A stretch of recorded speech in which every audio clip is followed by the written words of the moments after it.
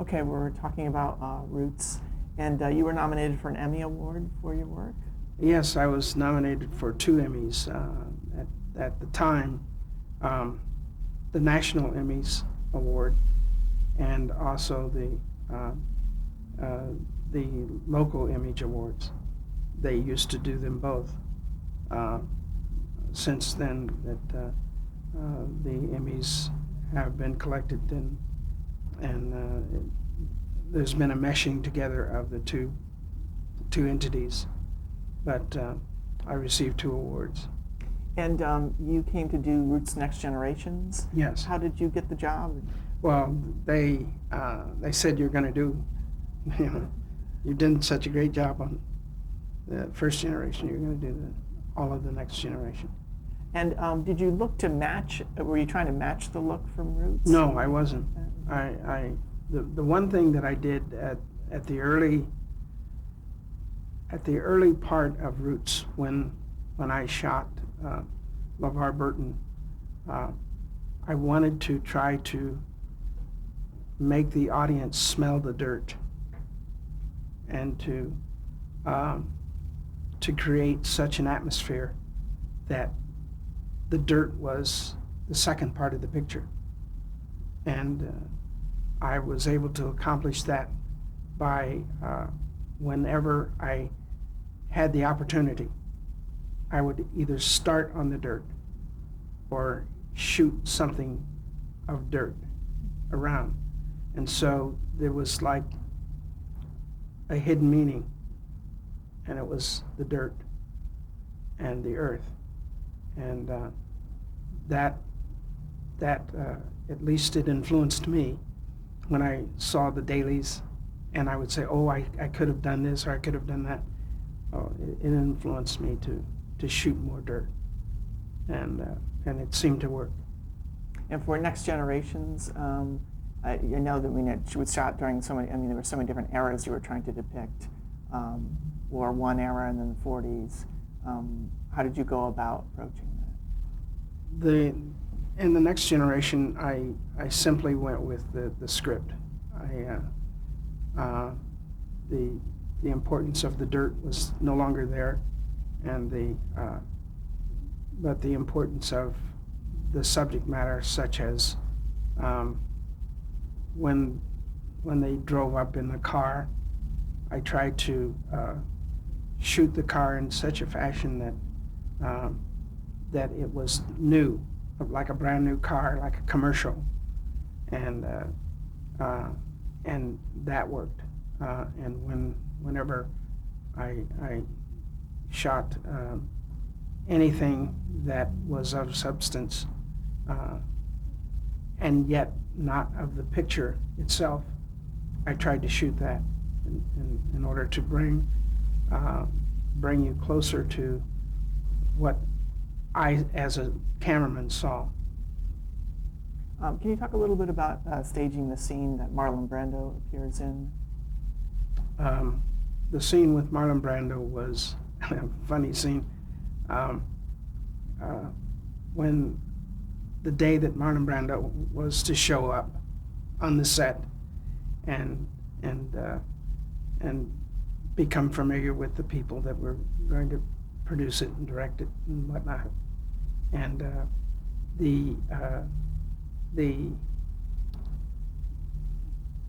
I saw him enter the studio.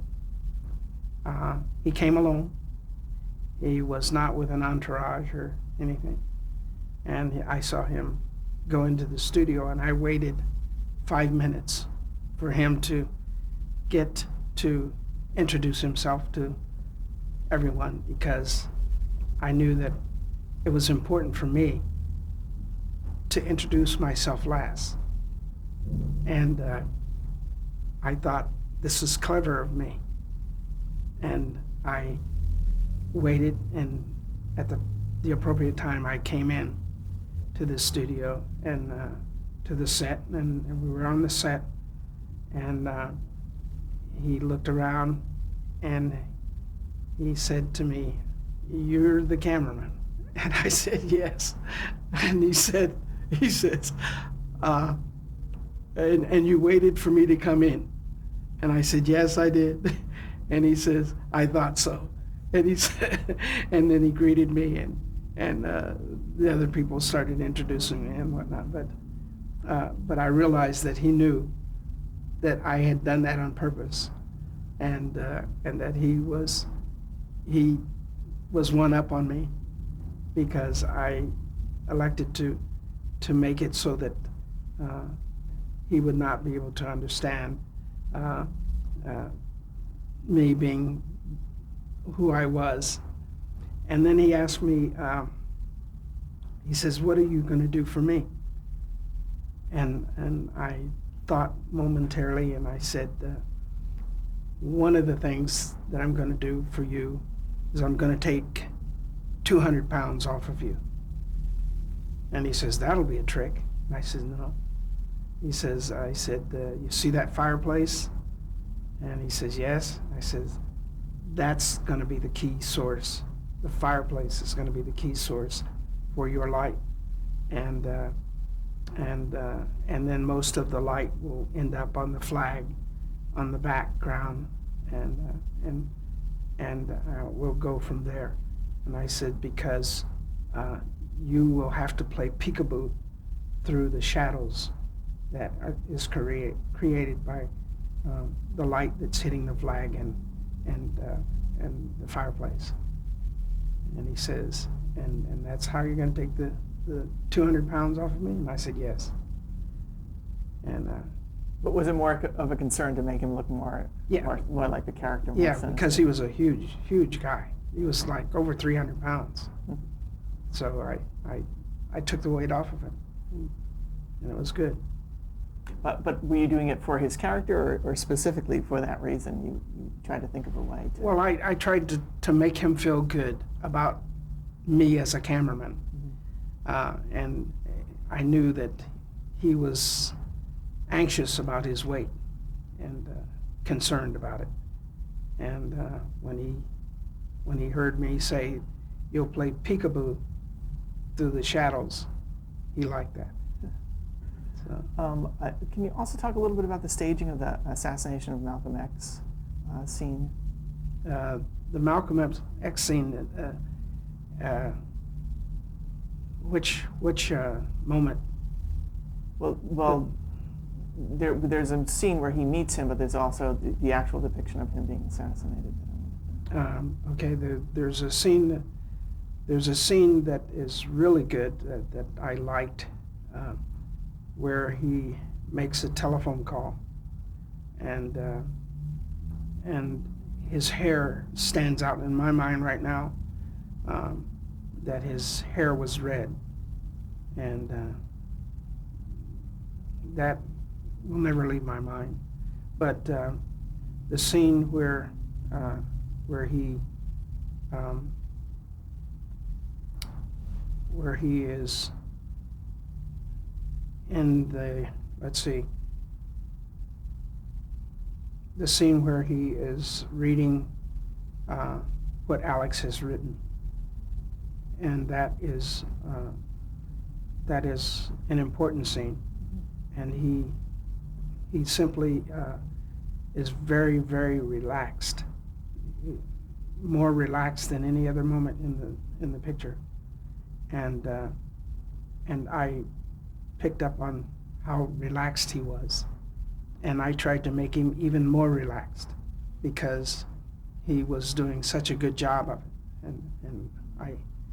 and he talked to Alex about how things were good and how it read well, and I just simply went along with what he was doing. And what has being a part of the Roots experience been like for you? It's been phenomenal. Everyone knows it. There are a few people that have never seen it, and I think that I really owe Alex and his writings the greatest of admiration, because he's so thought about the script that it was important for him to write little details in the script that I picked up on, and that I tried to either emulate what he was doing or try to create what he was trying to do. But there wasn't much creation because he had it all down very, very good. Like the scene where he's listening to his grandmother on the porch, and she's rocking in the chair, and that porch scene is one of the scenes where I wanted to shoot the rocking chair, where she's rocking in her rocking chair. I wanted to shoot more of that. I didn't, of course, because she was talking, but I tried to move the camera to the point where you see the rocking chair rocking and not so much of her, and that worked. What is your feeling about depth of field and selective focus? Do you try for a large depth of field, or is there? It depends on what I'm shooting and what the meaning is. A picture that is all depth of field is not good, because it doesn't give you a chance to find out what the director wants, and a person like Marvin Chomsky would tell you, I want this to be the center of focus, and not that. He was very specific, and I feel like I did my best to be selective in focus, and the guy that was on the focus, I would tell him to either go from one point in the picture to that point, or at least stay on this person no matter what they do. Got to stay on that person. So. Do you like to use gels to create a mood? Do I do what? To create a mood, do you use gels frequently, or do you like to use Yes, gels? I love to use gels.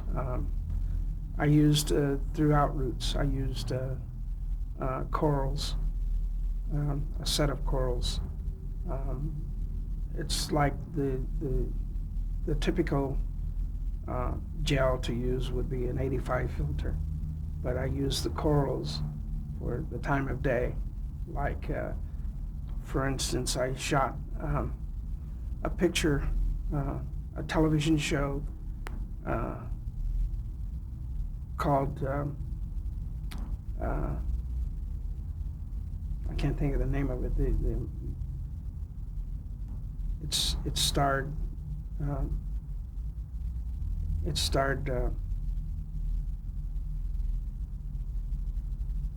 I can't think of the name of it right now. And the picture starred Brewster's Place? Pardon me? Brewster's Place? Which? Yeah, Brewster's Place. Yeah. No, not Brewster's Place. Not Brewster's Place. The other one that I did. Palmerstown. Yes, thank you. Okay. In Palmerstown, the idea was to be selective in focus, and to where I shot particular things that were close to my heart, and I forget what I was going to say. Do you have Palmerstown just in that? Yeah, that was another Alex, sort of an Alex Haley series. Oh yeah, the coral filters, was that what Oh, you the were talking coral about? filters. Yeah. Yeah. There was a scene in Palmerstown where I was attempting to get the scene to look like it was shot at sunset. and we were inside, so there was no exterior lights, and I created the atmosphere and the mood by showing the sunset from the top of this picture. And I pulled back and the people were in the shot. And as the shot progressed, the picture progressed in sunset until it got dark. And how I did that was I got a sliding 85, and I put a half 85 on the lens, and the sliding 85 was, it slid from a full 85 to a blue, and I got that from Panavision. And as the picture progressed, we cranked the glass forward to where it slid from a full 85 to blue, and that seemed to work perfectly because it was the atmosphere and the mood was the point of the scene. Did you know for sure it was going to work, or did you wait for the dailies? And No, I was certain it would work because of the nature of the glass. There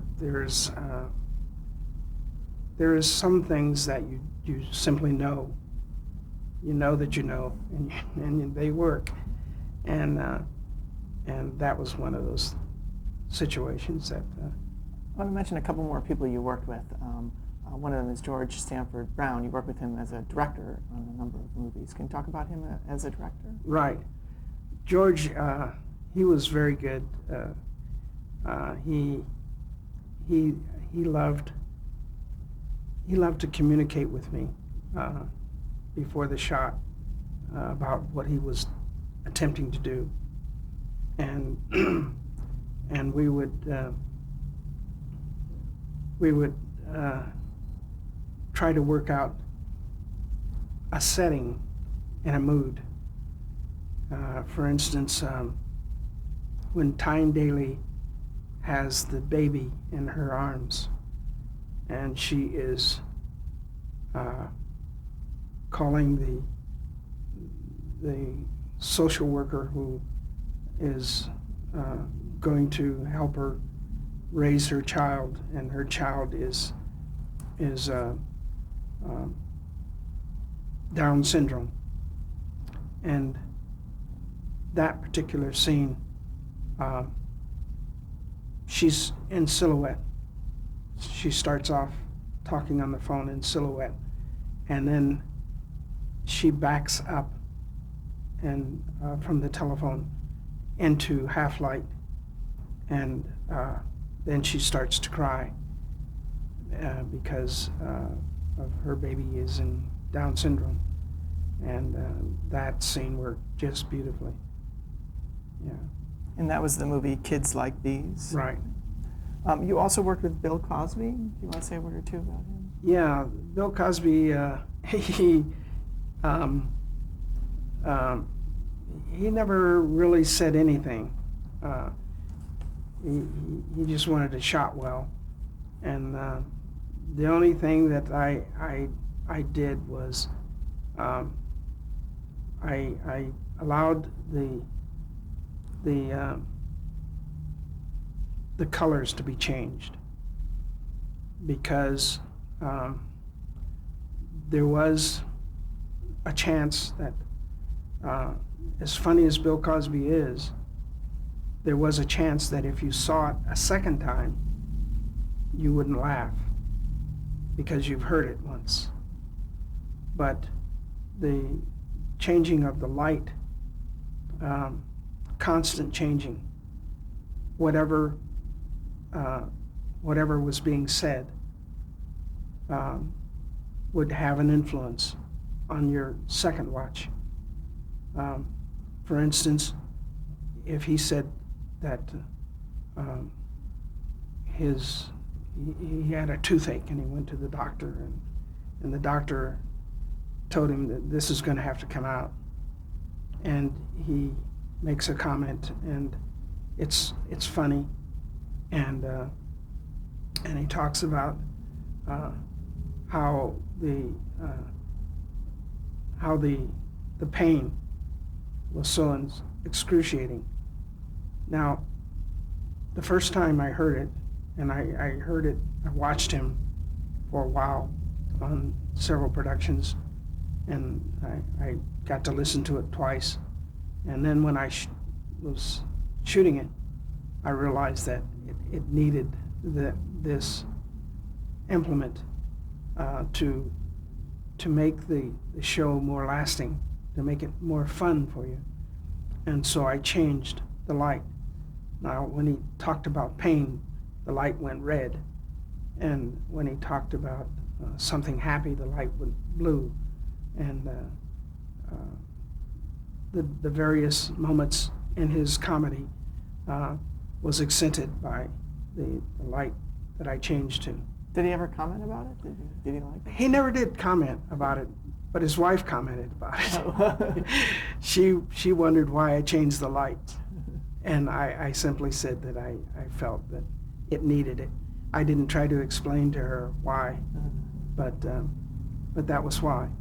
I felt that by changing the light, it would make the viewer have a complete thought the next time they watched it. Another person you worked with was Michael Jackson. Do you want to talk about him for a minute? Michael Jackson was very good, very, very profound. He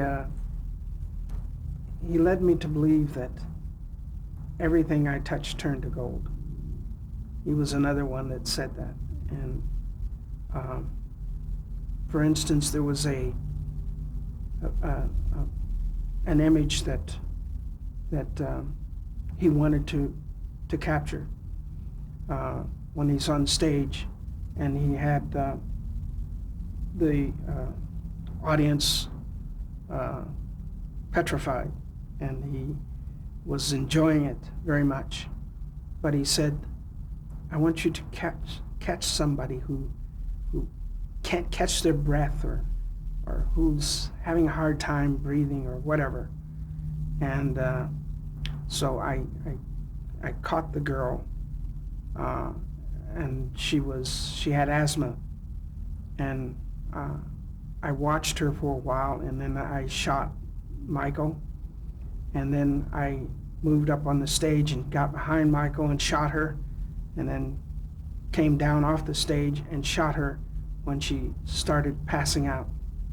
And then I jumped off the stage when she was in pain because of the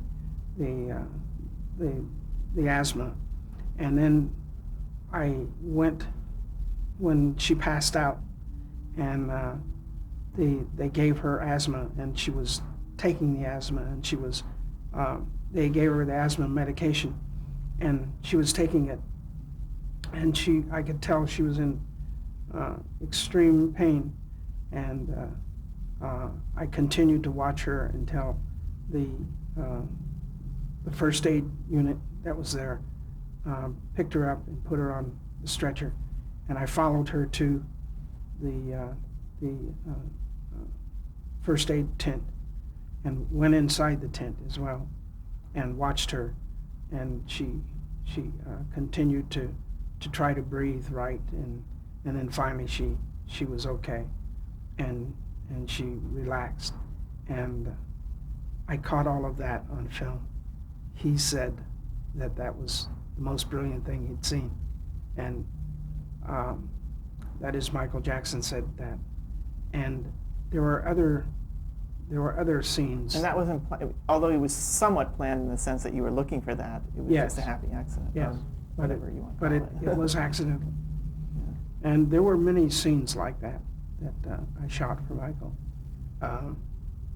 He knew what he wanted. He knew what Is there a way he wanted to be filmed? I mean, in terms of the lighting for himself? Yes. He wanted to look like a baby.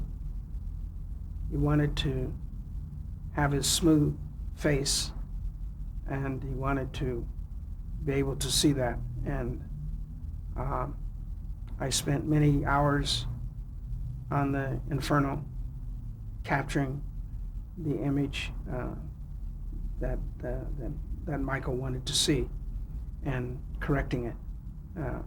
By correcting it, I mean that I would literally go scene by scene or shot by shot and smooth his face out, and to take away he has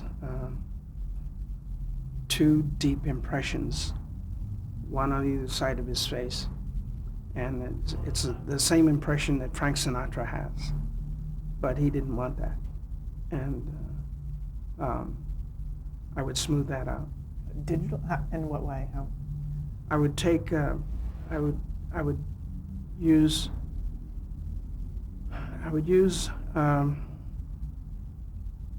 skin that was on his face. Mm-hmm. I would clone the skin and add it to these lines.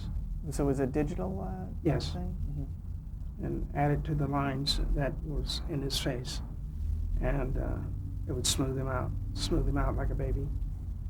Okay, I have some summing up questions for you. First of all, what are some of your current projects? I'm working with Phyllis, and she's got a couple of Who's your manager? His yes. Yeah. Projects to do for me, and I will do those and enjoy it. What in your career is your proudest achievement? I think the proudest achievement is Roots.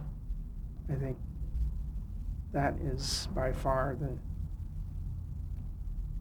the quintessential reason for being in this business. It allows me to, it has allowed me to express myself freely, and it has made such remarkable noise, and it gave me a great deal of satisfaction, and Alex himself was certainly the satisfactory point. Now, did you get more jobs as a result of having worked on Roots? Or are we at the? I'm sorry, we're at the end of the.